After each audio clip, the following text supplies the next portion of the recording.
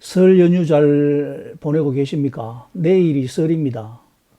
설날 세뱃돈 랠리가 좀 있지 않을까? 세뱃돈 랠리에 대한 예측을 해봅니다.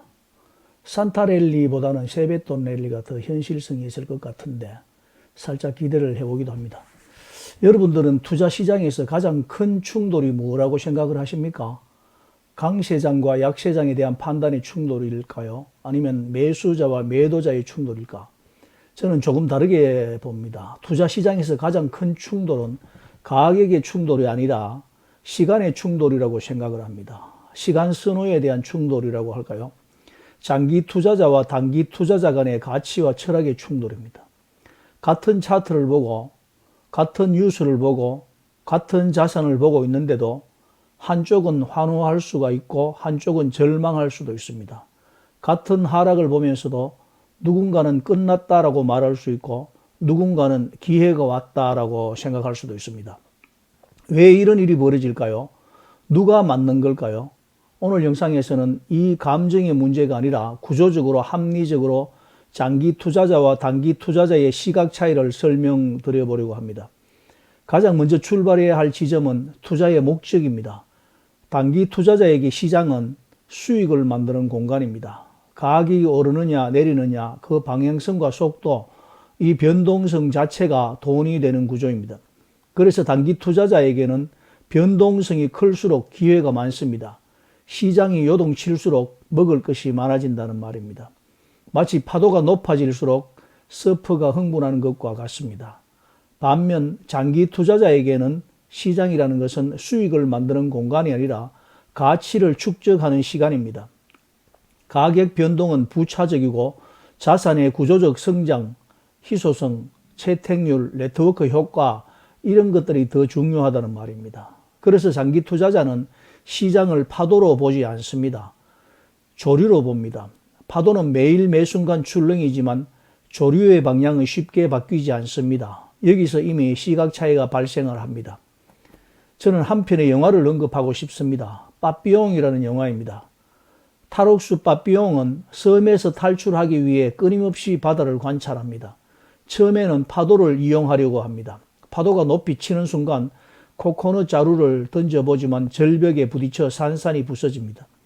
파도만 보고 움직였기 때문입니다. 그런데 빠삐용은 포기하지 않습니다.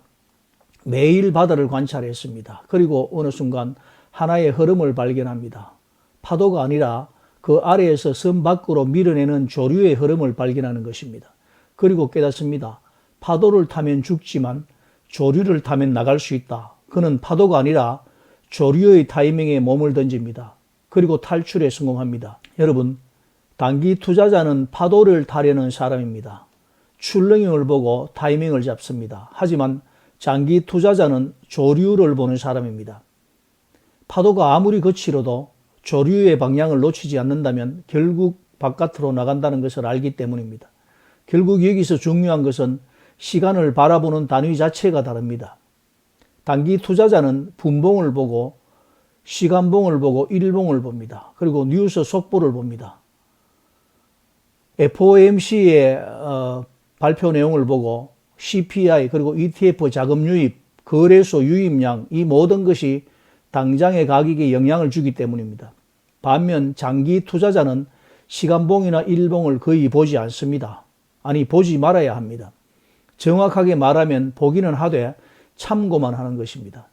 그들이 보는 시간은 반감기, 통화정책 사이클, 유동성 사이클, 4년 주기, 10년 주기입니다. 같은 하락을 보더라도 단기 투자자는 추세가 꺾였다 이렇게 말하지만 장기 투자자는 사이클 안에 조정이다라고 말할 수 있습니다. 같은 하락인데 시간 프레임이 다르니 해석이 달라질 수밖에 없습니다. 여기서 가장 큰 차이가 발생합니다. 리스크를 무엇으로 보느냐입니다. 단기 투자자에게는 리스크는 손실 그 자체입니다. 내가 진입했는데 가격이 반대로 가는 것, 손절을 해야 하는 상황, 이것이 리스크입니다. 그래서 리스크 관리의 핵심은 손절과 포지션 조절입니다. 반면 장기 투자자에게 리스크는 조금 다릅니다. 가격 하락이 리스크가 아닙니다. 좋은 자산을 잃는 것, 시장 밖으로 밀려나는 것, 이것이 리스크입니다. 그래서 장기 투자자는 가격 하락보다 보유 수량 감소를 더 두려워합니다. 결국 가치관의 차이인데 단기 투자자는 가격 하락을 두려워하고 장기 투자자는 보유 수량이 감소하는 것을 두려워합니다. 제가 쉽고 단순하게 말하고 있지만 이것은 투자 철학의 차이를 압축한 심오한 내용이기도 합니다. 이제 같은 정보를 어떻게 다르게 해석하는지 한번 보겠습니다. 예를 들어 ETF 자금이 유출됩니다. 단기 투자자는 말합니다. 매도 압력이 증가하고 있다. 주가 하락 신호라. 이렇게 말하지만 장기 투자자는 조금 다르게 봅니다. 단기 자금의 정리 과정이다. 저가 매집할 기회다. 또 예를 들어서 채굴자 매도가 증가합니다. 단기 투자자는 공급 폭탄이라고 말합니다.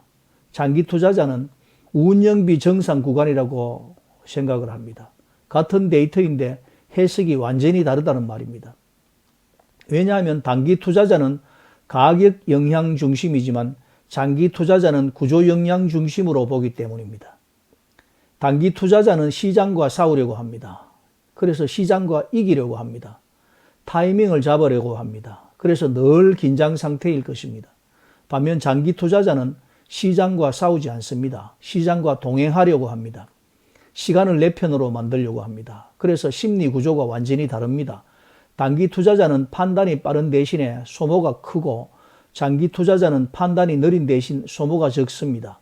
이건 성향의 문제가 아니라 전략의 문제이기도 합니다. 여기까지 정리해보면 장기 투자자와 단기 투자자는 누가 맞고 틀리고의 문제가 아닙니다. 서로 다른 게임을 하고 있는 것입니다. 단기 투자자는 변동성 게임을 하고 있고 장기 투자자는 방향성 게임을 하고 있습니다. 단기 투자자는 타이밍 싸움을 하고 있고 장기 투자자는 생존 싸움을 하고 있는 것입니다. 그래서 서로를 이해하지 못합니다. 그러나 중요한 사실이 있습니다. 자산 시장은 이 모든 사람들이 다 필요하다는 말입니다. 이 둘이 함께 있어야 자산 시장이 돌아갑니다. 단기 투자자가 있어야 유동성이 생기고 장기 투자자가 있어야 가격이 지지되고 유지됩니다. 이 둘은 적대적 관계가 아니라 역할 분담 관계입니다. 이 한마디로 정리하자면 단기 투자자는 시장을 움직이고 장기 투자자는 시장을 지탱해주고 있습니다. 여러분은 어느 차트를 보면서 어떤 시간대에 살고 계십니까? 분봉의 차트를 보고 계십니까? 일봉의 차트를 보고 계십니까? 어떤 사이클을 관심하면서 얼마의 시간을 내다보고 있습니까? 아니면 연봉의 사이클을 관심하는 투자자입니까? 같은 자산을 보면서도 다르게 느껴졌다면 그건 판단이 틀린 것이 아니라 시간이 달랐기 때문일 것입니다. 투자는 결국 가격을 사는 행위가 아니라 시간을 선택하는 행위일지도 모릅니다. 이 영상 내용이 도움이 되셨다면 구독과 좋아요, 알림 설정 정중히 부탁드리겠습니다. 비트코인 호돌이었습니다. 빰.